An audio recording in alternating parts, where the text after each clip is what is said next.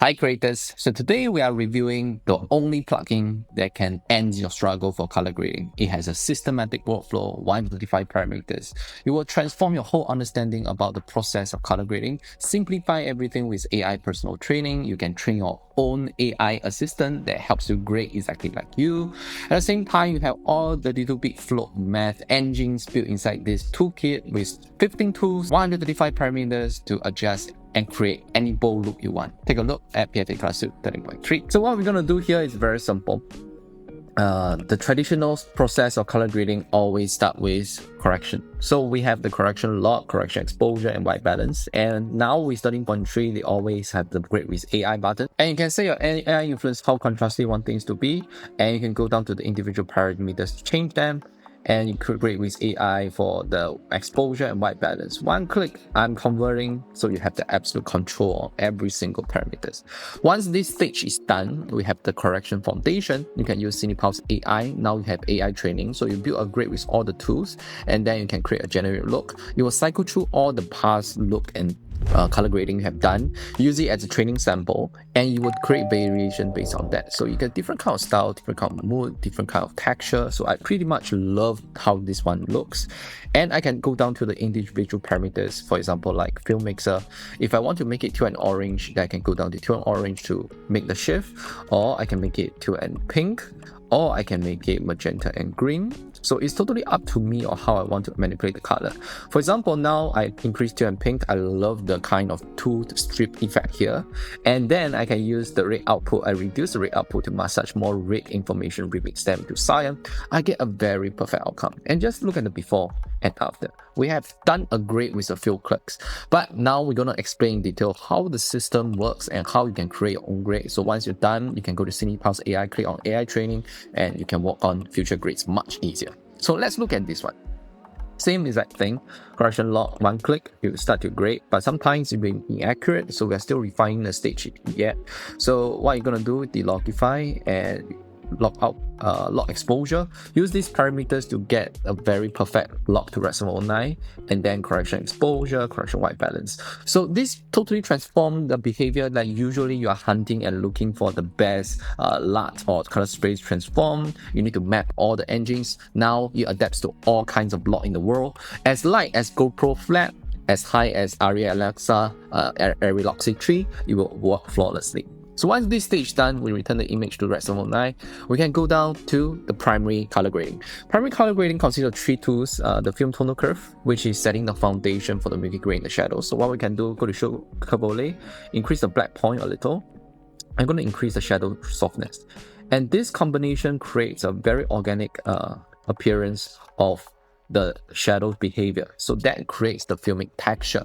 And next we go to film spectral contrast. This is where we are adding the primary saturation, but it's doing in the channel level. So it has been on. So what it does, because correction log, we strip away the saturation from the manufacturer. So here you can use red contrast as well as blue contrast to manipulate and add the saturation back to the frame. And look at how organic the result is. Last step, to finish up everything, we can go to film split tone. It will share the same curve overlay. So what we can do is we do the shadow split, and then we add, for example, cyan to the shadow, or all the 300 degrees of hue you can add. I like this iteration.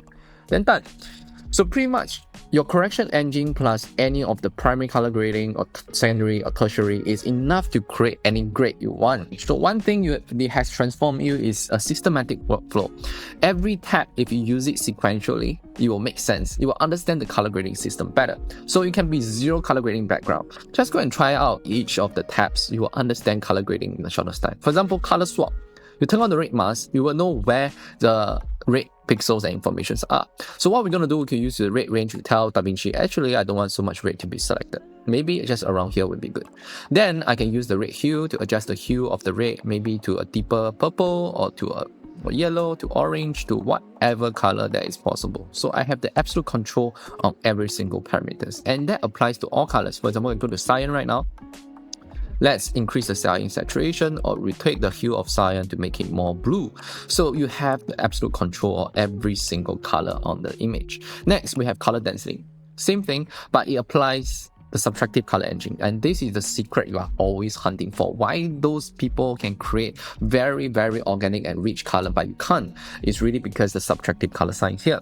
As you add more saturation to the frame, it will introduce a darker image, and that is the Beer-Lambert law, which states that as more colors went through, it will block more light. So that is the physics engine that we built inside this toolkit.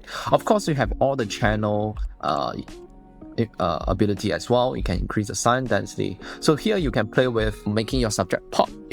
If red is the color that you want to pop, you just need to increase the red density. So that's the color density. For color extraction, is a new tool. It basically helps to extract color. For example, I want to extract a bit of the red right now. So I can extract some of the colors out of the frame. For example, from black and white, I can set a keyframe that slowly come to color, the kind of effect. This is how this engine is supposed to be designed to be. So color extraction is used for special effects. And color scheme wise is where you turn on the skin tone map. It divides the entire image into very clear skin tones. So orange is perfectly aligned with the Vectorscope skin tone line. Yellow is close, blue is none. So now it makes process of adjusting the skin very transparent. So you can use the skin range, define where exactly your skin. Once that stage is done, go to skin hue. Then I'm going to adjust the hue of the skin. Make sure most of my skin is sitting around an orange color. That means it's perfectly along skin tone line. Next is how fair and how dark I want my image to be, my skin to be. So this helps to fine tune every. Film mixer wise is the tertiary color grading. So film mixer, separation, and printer lights are the tertiary color grading where you are create a palette. So here I want the teal and orange palette, or I want the teal and pink palette, or I want the magenta and green palette, or I want to remix the palette. I want to add more cyan to the shot, like what we say. We can use the red outputs, we can reduce the red, and that will massage all the red pixels and down into cyan, so we get a different kind of tone and look right away. So that is the power of this entire engine. And look at how filmic this entire clip is, from no color to bring out the density, and now we have the absolute control of the palette. So I want it to be teal and pink, and then I add a little bit of cyan to the shot to balance out, or I add more red to the shot. I have the absolute control of every single parameters that adds to the taste. Okay, next we can go down to film separation. This is where I already created a very nice palette. For example, I turn on the scopes right now, increase the Vectorscope.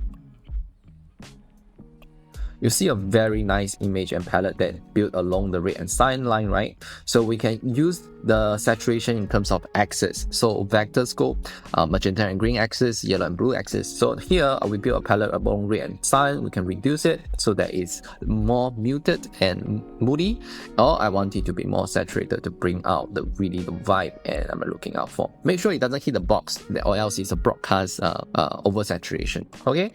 So that's how beautiful this is done. Film printer lights is that to add that very nice cinematic time to the image. For example, I can add green, I can add yellow. That instantly will introduce a vintage kind of treatment, separation to the wall. And if you look at the show production mask, it's as good as a dead matte. So that really changed and transformed how you think about printer lights. Printer lights is usually used to balance out the shots, but now we are able to do injection of color, which is previously not recorded on set, to match a different time of day, to match the mood of that we want to create. For example, wanting it to be cooler and colder, we can add blue and add cyan and reduce yellow. It creates a totally different mood. And look at how well the fine tuning and fine isolation the color injection is. And that's something that is unprecedented. So with this tool, you are able to create any bold, any creative look you want at your disposal and just one note. Of course, to demonstrate how good it is, you can copy this grade, go to another shot, paste, and look at how well every single treatment stays, even though now we are working on a totally different shot. So we can, of course, use the De-Logify to refine the foundation. Different shot have different kind of exposure. Maybe this is the right direction, and look at the before and after. We still have the milky gray and shadow, we still have the treatment, and it just works so well across shots. Look at how well everything is working right now, right? But of course, we can refine further. For example, regarding the skin, we can go down to the color scheme, we can show the skin tone map. Of course, it's slightly off, so let's adjust the skin hue to make sure it's covered by orange. Then we use skin density. We want to be denser or fairer, and then we get a perfect image right here. Of course, if I want to add more cyan to the shot, go to Film Mixer and we remix more cyan to the scene, and that's how you can do it. Or we can change the palette totally. We can go to Teal and Orange palette instead and look at how well a different tone has been created right away, and the denseness in the color, the density, etc. And we get a perfect imaging just in a few clicks. And you can do your AI training, and once done, you can do your generate look, and you generate filter through all the past work you have done to create a different look. And I can save it as an AI training. Now I can go to another shot, generate look. It will give me very compelling different strategies and looks right away. So that's how you build your own personal AI assistant who understand you, who can create the grid exactly like you.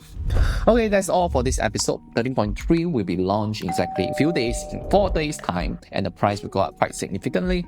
So try your chance, try out all the features for free. On the trial is 11.3, but before you want to commit to a license, make sure you use the code ThankYou26 for enjoying 45% off. Once you miss this, you will regret it for life. This is a tool that really can transform you from someone with zero color grading knowledge to a professional colorist in just one plugin. Follow the systematic workflow. You can watch the course that we break down every single parameters and how to use them. They will be very helpful to you. My name is Nash, Passion Views Ambition. I shall see you in the next episode.